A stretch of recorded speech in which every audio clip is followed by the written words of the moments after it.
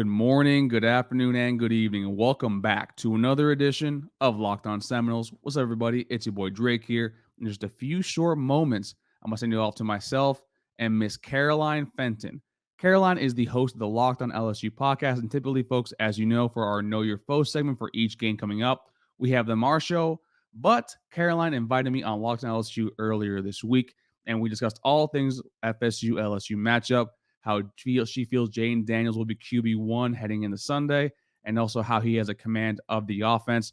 The elite defensive line that we've heard so much about on Twitter that, quite frankly, there is a lot of potential there, but we discussed a little bit more how we feel that this is going to be a test in the trenches overall. And lastly, what does FSU need to do in order to lead New Orleans with a W heading into the bye week and be a significant moment? Oh, that was a mouthful. A significant moment for Mike Norvell's tenure here at Florida State. But folks, thanks to each and every single one of you for making Locked On Seminoles your first listen each and every single day, and offer all love and support. But with that being said, and without further ado, let's go on with the show.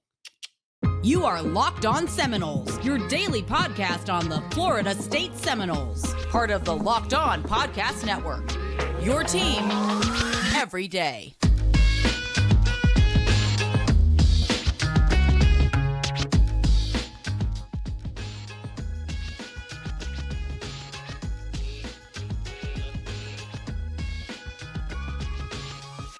Well, thank you for making Locked On LSU your first listen every day. We are free and available wherever you get your podcasts. We are joined now by the host of Locked On Noles. Drake, thanks for joining us. Appreciate you for coming on the pod.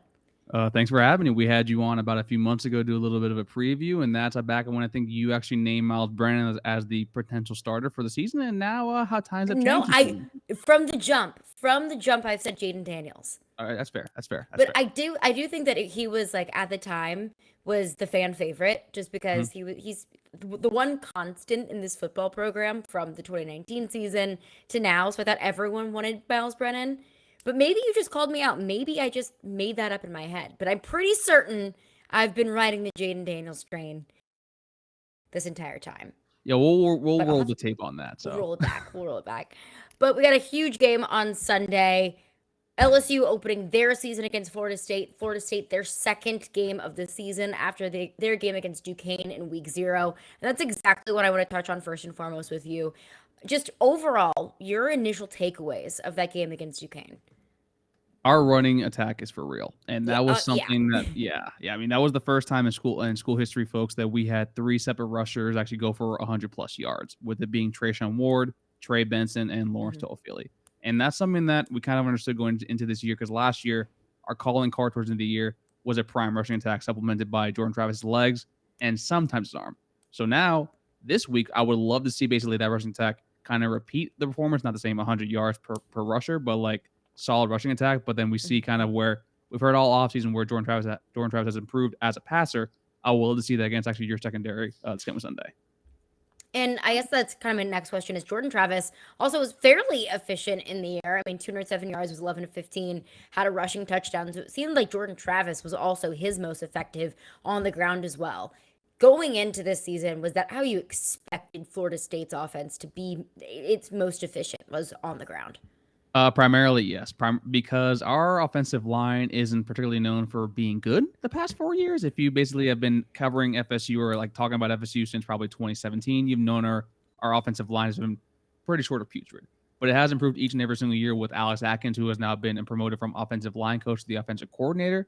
And we've always had solid running backs with Jayshon Corbin, Cam Akers before him. So with these 3, we have, in my personal opinion, we have probably the number 2 running back room, probably in the conference, maybe even number 1 pushing for Clemson, and maybe also rivaling Sean Tucker. But to me, this team is going to need to be able to supplement that, because if y'all know the run is coming, it's going to be really easy to scheme against that. So we need Jordan Travis heading into this year to take the next step as a passer. And seeing that this past weekend, he was very efficient, like you said, 11-15, 207 yards, and now him having the weapons around him like Micah Pittman and Johnny Wilson, 2 transfer from the Pac-12. To me, that's going to basically be our bread and butter for the year. And, too, I mean, you mentioned some of the receivers. I mean, 207 yards, 11 to 15, no passing touchdowns, but a rushing touchdown. I mean, those aren't the sexiest stats in the whole entire world, but you had 6 different wide receivers tally up at least 1 reception. So that to me says, I mean, Jordan Travis is comfortable with plenty of these receivers. That's not just a one-man show. In the running game, I mean, you obviously had 3 running backs run for 100 plus yards, but it's also not just a one-man show in the passing game either. And I think I looked at that to be a pretty good strength of Florida State, that it's not just one guy, carrying the rock. It's not just one guy that Jordan Travis is targeting. You got all these guys that are able to get it done. It's so nice to actually have someone else besides someone from FSU, like kind of covering that, mainly because our wide receiver core last year, David Hale had us as the dead last wide receiver core in the entire conference. Because our wide receivers last year were, I want to say, I think bottom 5 in the country when it came to basically man-to-man separation. Reception rate was also bottom 10. So seeing actually this past weekend with Cantron Portier, a kid that basically has been developing for the past few years, you're seeing him actually excel. Seeing Johnny Wilson, who had the 51-yard touchdown grab. You see Deuce Spann, the transfer from Illinois, doing the same damn thing. And it's nice that now, because Jordan has been a one-man show for the past 2 years, and he's needed all the help that we can get because Jordan Travis has basically been his entire team since he actually took over the starting job. And I don't think that Jordan Travis is, in all respect to Jordan Travis, he's not the type of quarterback that can be your entire team. No, I completely agree with that, actually. He needs the help. He really does need the help overall. Like, he should be, I love Jordan Travis, but in my personal opinion, he should probably be your second or third best, most dynamic player on your offense. It needs to be someone, you need to have the bell cow back. You need to have the bell cow receiver. We don't have the bell cow for either, but we kind of have we have like the money ball approach when it comes to actually both those positions overall. And kind of looking at, I mean, you mentioned the 3 running backs with 100 plus yards. Looking at Trey Benson, I saw this Pro Football Focus tweet that he had 18 forced missed tackles against Duquesne. Kind of looking at that as almost like which is absolutely insane. Kind of looking at that as almost like a microcosm for this entire game. I saw that stat and I said, good. I mean, you should do that against Duquesne. I was looking at that game. They had so many missed tackles. So that stat alone, and also just the game as a whole, how much real estate, I guess, mental real estate are you putting into this game? How much can you really take away from this game, knowing that it's an FCS opponent in Duquesne? I think it's more that it can confirm some things where I did believe that we had a very solid running back core, and that kind of was confirmed by that because they owned that Duquesne defensive line. That defensive line for Duquesne actually was probably one of the tops in their conference. It also did confirm some suspicions when we had looking at the depth of our secondary, which you could probably talk about next segment. But overall, to me, like, it did, I guess not alleviate concerns, but probably be like, oh, okay, my concerns actually are still my concerns, but my confirmations, how I would feel good about, actually did go up a little bit. And coming up next, I want to break down some of the strengths and some of the weaknesses of Florida State's team with Drake. Appreciate him for joining the podcast. So, Drake, looking at this Florida State team, you have 1 game of a sample size, and you have a solid bit of turnover from last game. What do you think is Florida State's biggest strength, just based off of what you see so far? The defensive line. I think this defensive line is going to be a monster to deal with. We returned Fabian Lovett, who quite honestly could have probably been a 4th or 3rd round pick, probably entering the draft last year. He came back, NIL might have been, might have a factor because I usually see right now with basically bigger name players, they're coming back because now they can get paid above board. But also you see Jared Verse, the FCS transfer from Albany. He graded out, I think, a 90.3 overall, which even against Duquesne, even against Jacksonville State last year or in UMass, Jermaine Johnson didn't do that. And Jermaine Johnson was a 1st-round pick to the New York Jets this past season. So this defensive line, they're going to eat, especially against a LSU offensive line where I know you return, I think, 1 starter that had, 41 starts overall right guard. But the rest of them are either very young, have limited starts, or you have a transfer, I think, in Miles Frazier being the FIU tackle. And that's why I think this game is going to be so interesting, because if you would have asked me that same question, I probably would have said maybe the wide receiver core, but probably the defensive line. This is going to be a game that's absolutely one in the trenches, because LSU's offensive line, I mean, the center's been struggling with snaps recently, and of course, Brian Kelly comes out and says, Brian Kelly came out and said, hey, no, we feel good about him now. I wonder how much of that is smoke and mirrors, and I wonder how much of that is, no, actually, like, they feel comfortable with him, even though he hasn't played the center position before. So, I mean, Florida State's biggest strength being defensive line, what I think to be one of LSU's biggest weaknesses, the offensive line.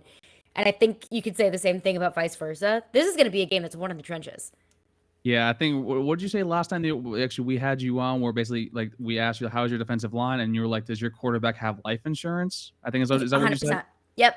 Yeah. I'm gonna ask Jordan actually next time we were actually able to speak to him if he has the Lloyd Underwriters kind of NIL deal. But yeah, your our offensive line is definitely probably our weakest spot after we've seen the improvement with the wide receivers and also with linebackers as well. Because the offensive line, we lost 2 centers before the start of training camp. We lost Caden Lyles, who was transferred from Wisconsin, who was the projected starter, to a knee injury. Then we lose Maurice Smith, who was the starter last year, to a lower leg injury. He primarily actually is listed on the depth chart for this week, but in my personal opinion, I don't think you start him. I think you kind of let him, heal a little bit more because he's been kind of having a nagging injury for the past year and a half. And then you have Darius Washington, who was a third center, who also left the game early against Duquesne because of a potential lower leg injury. And we've had to have moved Dylan Gibbons from right guard to center. So, yeah, the interior of the offensive line is going into week 1, solid. Yeah. Oh man, you have no idea how I'm to the moon about this right now. I mean, and also at this point, I would say I probably feel better about the LSU offensive line than I did the last time we talked, because my biggest concern has been, Will Campbell, true freshman, coming in to play that left tackle position. I mean, he was a very, very highly touted recruit who's one of the top tackle recruits in the country. But I thought, I don't care if you're a 5-star, if you've never had college experience, that's going to be a rude awakening. And I wouldn't be surprised if it takes a little bit of time for him to get acclimated. But every report that I've seen in practice is anytime he goes up one-on-one, either against Ali Gaye or BJ Ojulari, who are pegged to be some of the top pass rushers in the country, he's beaten them on every single drill. So that makes me feel better about the LSU offensive line, but still, I mean, there are so many aspects of this offensive line that there are guys that can play that position, that have been the best ones to be plugged into it. I just don't know how much they've been able to master it. I can kind of feel that. I guess we've been cross-training a lot of our offensive line pieces, and I'm pretty sure actually a majority of our offensive line, except for probably the left tackle spot, are all transfers. So the communication is also going to be kind of an issue with that, especially when we see a Mason Smith in front of you, a B. Ojulari, was it Jaquelin Roy? Jaquelin Roy, yeah. Mekhi Wingo, the Missouri transfer, who I think actually that kid actually is going to be a stud, especially at his young age. I don't think we're talking about him enough. Yeah, no, he kind of scares me. I'm not even going to lie to you. I'm excited to see what he can do, because that Missouri defense last year was awful, like one of the worst defenses in all of college football. So I'm excited to see him kind of get into this defensive scheme and see what he can do, and also being groomed by a Mason Smith, who isn't a household name yet, but I think he will be, and an Ali Gaye and a BJ Ojulari. But as to what you think Florida State's biggest strength is, what do you think is the team's biggest weakness? If you had asked me this before week 0, I probably would have said the linebacking core, because the linebacking core probably has left a lot to be desired overall since basically I want to say Terrence Smith left, and also with Matthew Thomas, because basically we have brought in Tatum Bethune, who is a UCF transfer, who last year with UCF had 110 tackles and 10.5 tackles for loss. And we kind of saw his speed on display, actually, especially against Duquesne. We saw him go from sideline to sideline. I'm like, we haven't had a linebacker actually know where to go and know where to be, and with the awareness he's had since Telvin Smith. And Telvin Smith played for a decent bit of time with Jacksonville Jaguars. So to me, overall, probably the weakest group of this team is not the offensive line. It's the tight ends. The tight ends are kind of the group where basically you just stick them out there and kind of see basically as an extra body at this point, primarily because of the tight end room.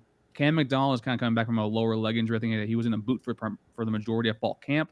And he's serviceable, has decent hands. I think he had 2 drops against Duquesne, but he definitely someone that you wait and see with him. But past Cam McDonald, you have 2 former walk-ons who now have scholarships.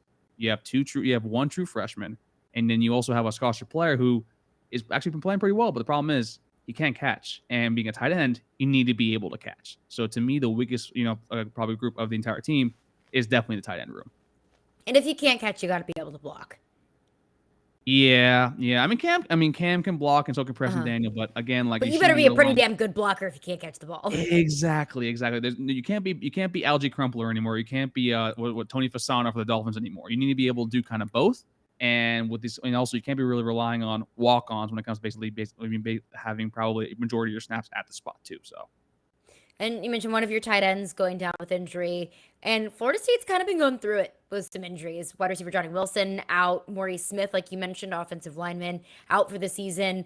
Amari Gaynor is another one that I saw potentially out for the LSU game, and also Steven Dix is out for the season as well. Both of those, Mari Gaynor and Steven Dix, are linebackers. So what is this linebacking core going to look like without two guys that have been, staples in this linebacking core, at least from my perspective? First off, thank you for reminding me of how basically the injury bug has bit us in the ass for the beginning of the year. But overall, we've been there. Yeah, we have been there. Yeah, you've been there. But starting quarterback broke his arm fishing like a week before the season. So that really sucks. That's kind of last year. Last year. I was like, how do you do that? But with the linebacking core overall, Steven Dix is going to be a loss, but Steven Dix primarily was going to be a rotational piece and kind of more contribute towards special teams. Amari Gaynor, he did have I think his foot was in a boot. I actually saw him on crutches at the game, and I'm like, ooh, that's not great. But he was going to be another one of those, like, he wasn't going to be a starter, but he was going to probably be probably in more of your nickel packages because he's actually more serviceable as a pass rusher because his coverage grades aren't particularly that great. But we have Tatum Bethune, who was the UCF transfer, as I mentioned before, who actually you kind of saw where his awareness is elite. He knows exactly where to be, and that's something that, because I know you'll have a stellar tight end yourself. And then we have Cam Deloach, who kind of was the breakout star of the kind of the middle of the group there. And then DJ Lundy. So we have three solid linebackers actually be able to kind of man the middle of the field. But also, we're only going to be needing using two because we're going to be sticking a lot more to a 4-2-5 set, or maybe even bring in 6 DB and actually only have one linebacker out there. You mentioned our tight ends. I do think that LSU in the next 2, 3, 4, 5 years are going to have a badass tight end core because of Brian Kelly. He's, the king of tight ends. Notre Dame's tight end due for a reason.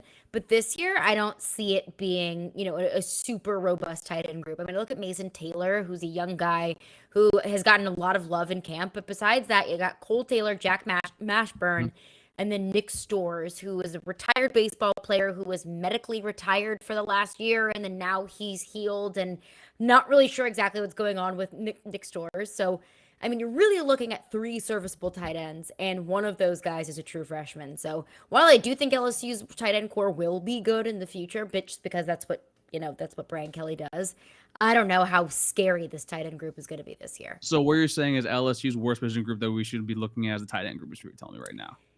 I don't know if it's the worst position group. I would say probably the offensive line. And I say worst, I would say the position groups that I have the most questions about, that I feel least confident about, just because the tight end group, you got guys there, you got talent there, but I don't think you're going to be seeing a lot of short yardage situations passing the ball to the tight end. I think it's going to be taking advantage of this wide receiver core.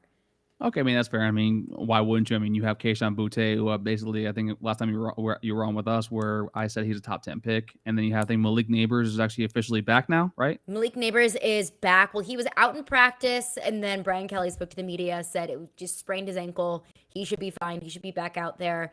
And then Jack Besh is another one. Dre Jenkins is another one. So I expect the wide receiver group to be out there and healthy. Jack Besh is another one who's missed a good bit of camp with shin splints, but he was back out there in practice. But I feel for him. Shin splints suck. Yeah, I think they all should be 100%. Yeah, I played baseball. Those are the worst. But so this is going to be actually probably me asking you a question when it comes to your wide receivers, because with a wide receiver, you're only as good as your quarterback giving you the ball.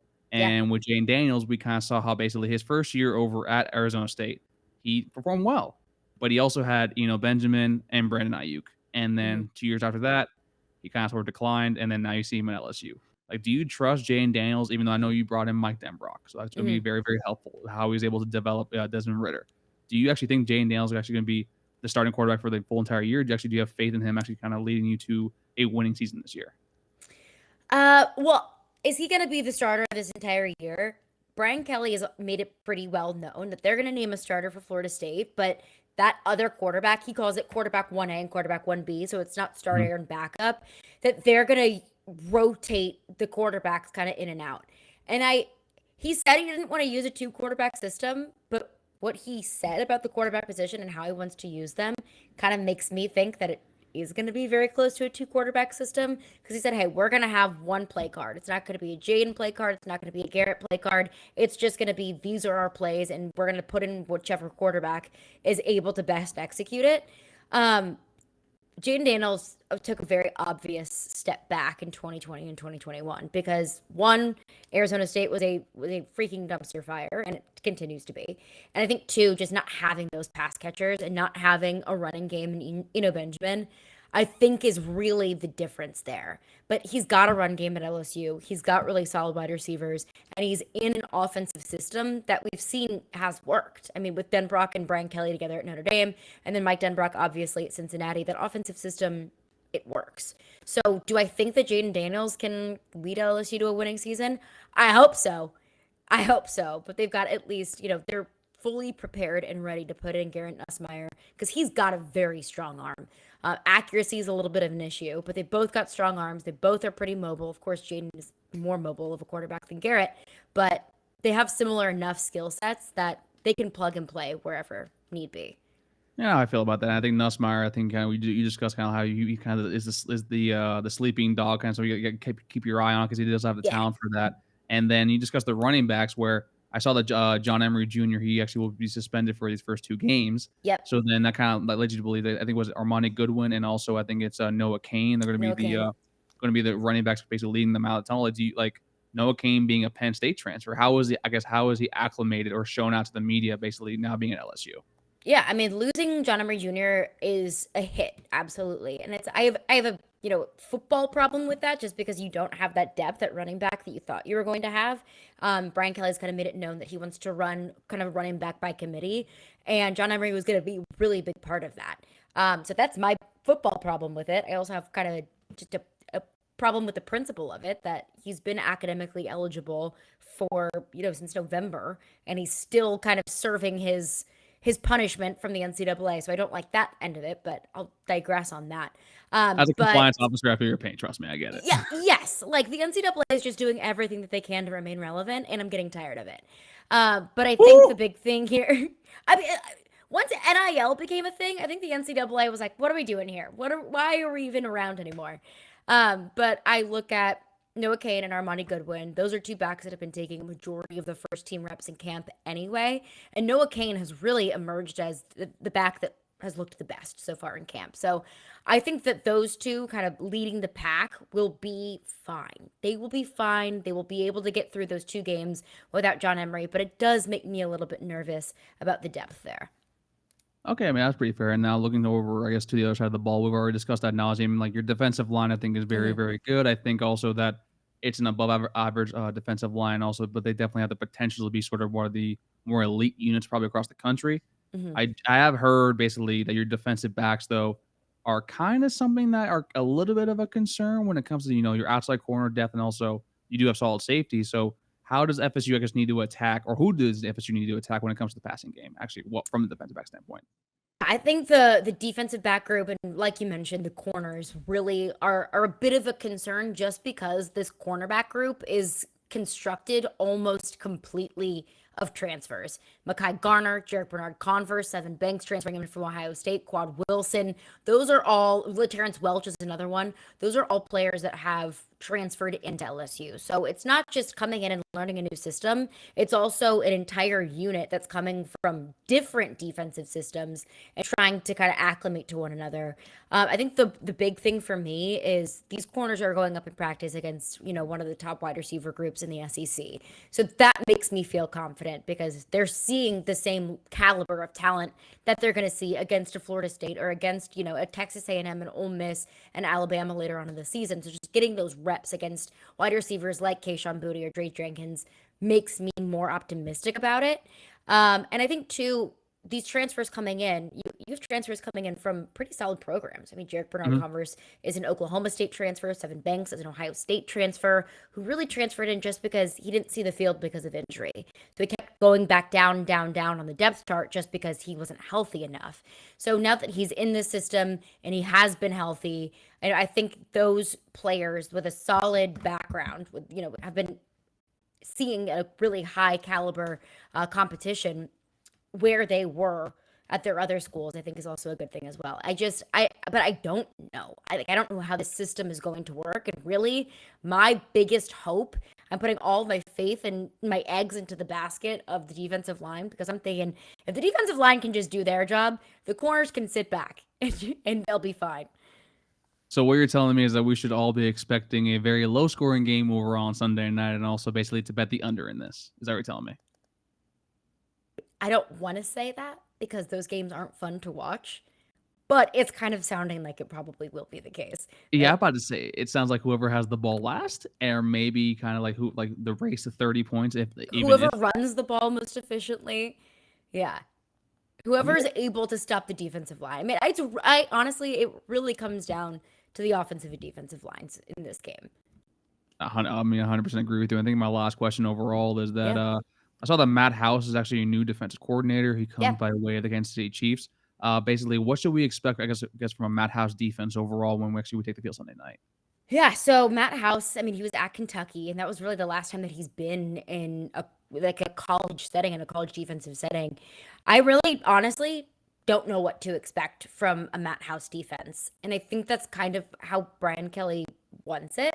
And that's kind of another question that I have for you is Brian Kelly mentions having a tactical advantage in the quarterback position, which is true. We can get into that as well. But another area where I see that potentially being an advantage for LSU is Matt House has not been part of a college defense. I don't even remember the last time, but he's been with Kansas City. He's been in the NFL for a while.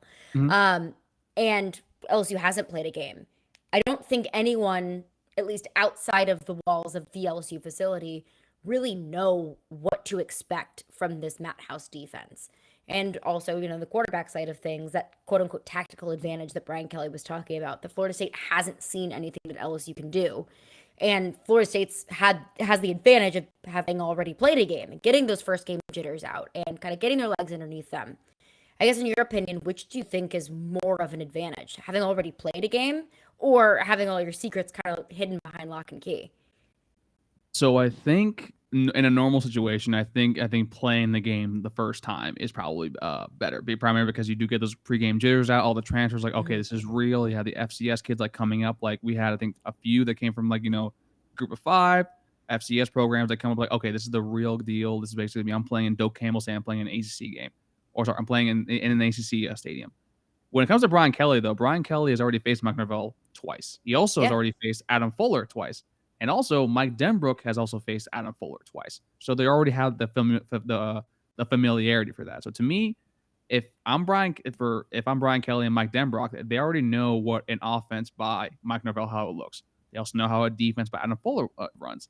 And they've bested them both times. So to me, the lock and key type of thing, when you have some new toys with Jayden Daniels, Noah Kane, Keishan Butte, I would honestly prefer that. But I think from an FSU standpoint, we definitely needed the tune-up game because we needed to see what we have with the offensive line overall, because this offensive line, like you're saying before, and kind of theme of the episode, is going to dictate how the game goes overall for the entire game.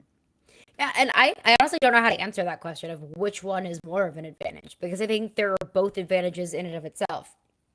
I honestly would love if LSU had the opportunity to play, a little bit of a cupcake game to understand where they're at. Of course, you've got a lot of transfer players who have college experience. They just don't have that experience playing together as a unit. So, but also I do see the tactical advantage in this system with these players, with this coach under these coordinators, have never played a game together. So and this is the one time against Florida State that all of your secrets will remain secret. So I kind of see both sides of it. And I really don't know which one is more of an advantage. But to your point, it just depends on where your team is at. If you're Alabama, you don't need to play a out south, east, west technical state university. They're everywhere. It's all the directions. Because you know what you have. You can open up your season against a Power 5 program. No, I completely agree with that. And also, I think that's why FSU's, game plan against Duquesne, I think what you said that we threw the ball 21 times total. We ran the ball damn near close to 50 times. We kept it extremely vanilla. But we did get, showcase where we let Jamie Robinson, who probably is one of our best players on defense, and in my personal opinion, the best player on the entire team, how he lined up at safety, free safety, buck, linebacker, corner, slot corner. So he's the chess piece of our defense. What can he do? Oh, he can do whatever the hell he wants. That dude's the man. But to me, that kind of puts on paper where Mike Denbrook has okay, now I have to see what to do with this. So that kind of probably is a better thing for us overall. But quite honestly, it's more for getting the pregame jitters out as having the first game. And last thing that I want to ask you is, I know for LSU and this fan base, this program, we look at this game as being such a marquee game, as being so important, because this is the first glimpse that we'll get a look at with the Brian Kelly era. This is the first glimpse that we look at of what this team is going to look like, both offensively and defensively. This is the start of an entirely new era of LSU football.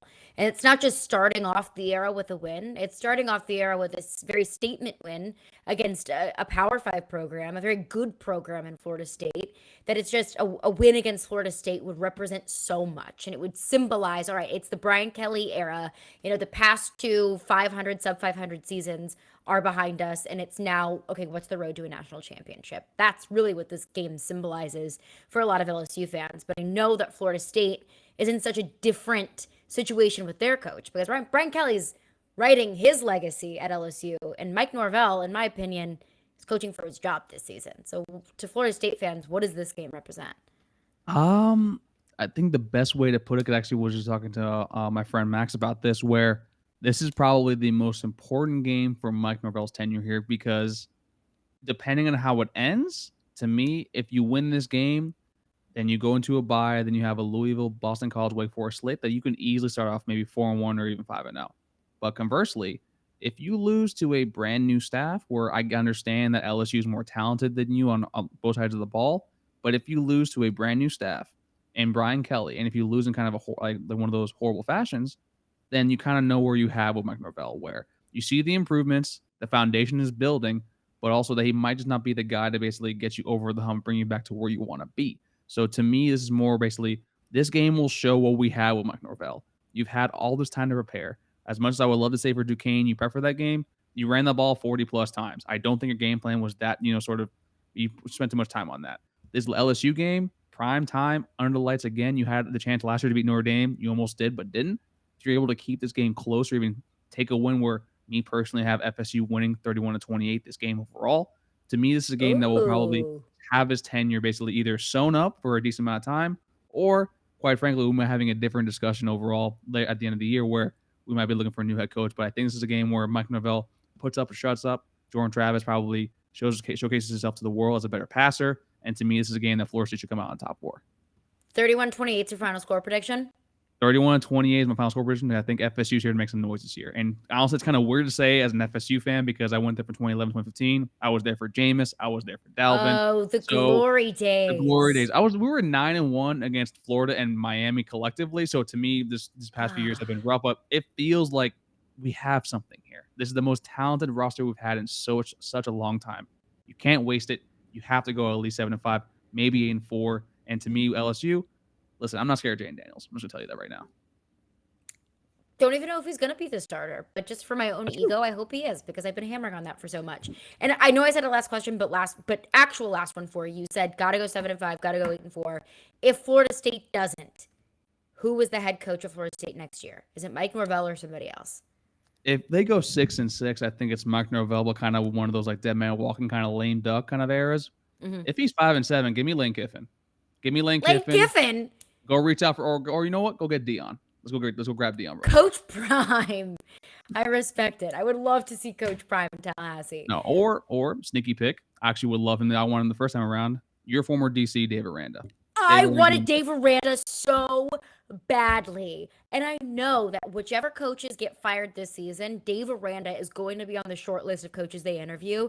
And I love that for Dave Aranda because I love him. But part of me is like, no, I want Dave Aranda. He did such a great job at LSU, obviously, one of the top defenses in the country while he was there. And, Baylor, Big 12 champions. Good. He's so good. I love him. I would love that for you if Dave Aranda went to Florida State.